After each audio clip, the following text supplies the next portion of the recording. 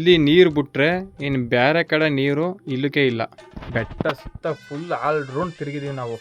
ನನ್ನ ಪ್ರಕಾರ ಇದೇ ಮಜ್ಜಿಗೆ ಕೊಳ ಅಂತ ನಾನು ಅನ್ಕೋತೀನಿ. ಯಾಕಂದ್ರೆ ಬೆಟ್ಟದ ಮೇಲೆ ನೀರು ಉಳ್ಕೋಂಥ ಜಾಗ ಇದೊಂದೇ. ಸ್ಮೆಲ್ಲು ಅಂದ್ರೆ ಈ ಕಲ್ ಮೇಲೆ ಬಂದಿರುತ್ತಲ್ಲ ನೀರು, ಅದರಿಂದ ಸ್ವಲ್ಪ ಸ್ಮೆಲ್ ಐತೆ ಇದು. ಬಟ್ ಪೂರ್ತಿ ನೀರು ಮಾತ್ರ ಫುಲ್ ಕೋಲ್ಡ್ ಐತೆ ಗಾಯ್ಸ್. ತಣ್ಣಗೈತೆ. ಈಜ್ಕೊಂಡಾರು ಹೋಗೋದಾಗಿತ್ತು. ಬಟ್ ಇಲ್ಲಿ ಈ ತರ ಇರೋದ್ರಿಂದ ಇಷ್ಟ ಅನ್ಸುತ್ತೆ ಗಾಯ್ಸ್. ಕೊಳ ಒಟ್ಟಿನಲ್ಲಿ ಬಂದಿದ್ದೀವಿ. ಬಟ್ ಇದು ನೀರು ಕುಡಿಕೆ ಯೋಗ್ಯವಲ್ಲ.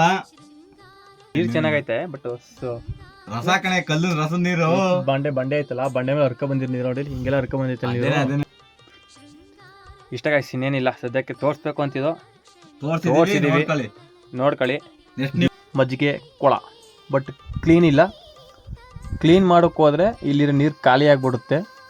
ಮತ್ತೆ ತುಂಬಿಸೋಕ್ಕಾಗಲ್ಲ. ಮಳೆ ಬಂದಾಗಲೇ ಒಟ್ಟಲ್ಲಿ ಮಜ್ಜಿಗೆ ಕೊಳಕ್ಕೆ ಬಂದಿದ್ದೀವಿ, ತೋರಿಸಿದ್ದೀವಿ ಗಾಯ್ಸ್. ಸುತ್ತ ಹುಡುಕಿ ಆಲ್ಮೋಸ್ಟ್ ಎಲ್ಲ ಕಡೆ ಹುಡುಕಿ ಬರ್ಬೇಕಾದ್ರೆ ಇದು ನೋಡ್ದೆ ನಾವು. ಬಟ್ ಇದೆಲ್ಲ ಅಂತ ಅನ್ಕೊಂಡು ನಾನು ಮೋಸ್ಟ್ ಎಲ್ಲ ಮೇಲ್ಗಡೆ ಇರಬೇಕು ಅಂತ ತುದಿಗೆಲ್ಲ ಹೋಗಿ ನೋಡ್ಕೊಬಂದು ಅಲ್ಲೆಲ್ಲೂ ಇರಲೇ ಹೋದಕ್ಕೆ ಕನ್ಫರ್ಮ್ ಆಗಿದ್ದೆ ನಮಗೆ ಇದೇ ಮಜ್ಜಿಗೆ ಕೊಳ ಅಂತ. ಆಲ್ಮೋಸ್ಟ್ 99% 99ಗೆ 200. ಒಂದು ಸಲ ಈ ಬೆಟ್ಟನ ವಿಸಿಟ್ ಮಾಡಿ ಇಲ್ಲಿರೋ ದೇವಸ್ಥಾನ, ಇಲ್ಲಿರೋ ಸುತ್ತಮುತ್ತ ಇರುವಂತಹ ನೇಚರ್ನ ಸವ್ಕೊಂಡು ಒಂದ್ಸಲ ಇಲ್ಲಿಗೆ ಬಂದು ಟ್ರೆಕ್ಕಿಂಗ್ ಮಾಡಿ. ಬೆಸ್ಟ್, ಸೂಪರ್ ಆಗಿರುತ್ತೆ. ಜೊತೆ ಬನ್ನಿ, ಸಕ್ಕತ್ತಾಗಿರುತ್ತೆ, ಒಳ್ಳೆ ಮಜವಾಗಿರುತ್ತೆ ಮಾತ್ರ ಗಾಯ್ಸ್. ಅಷ್ಟೇ ಗಾಯ್ಸ್.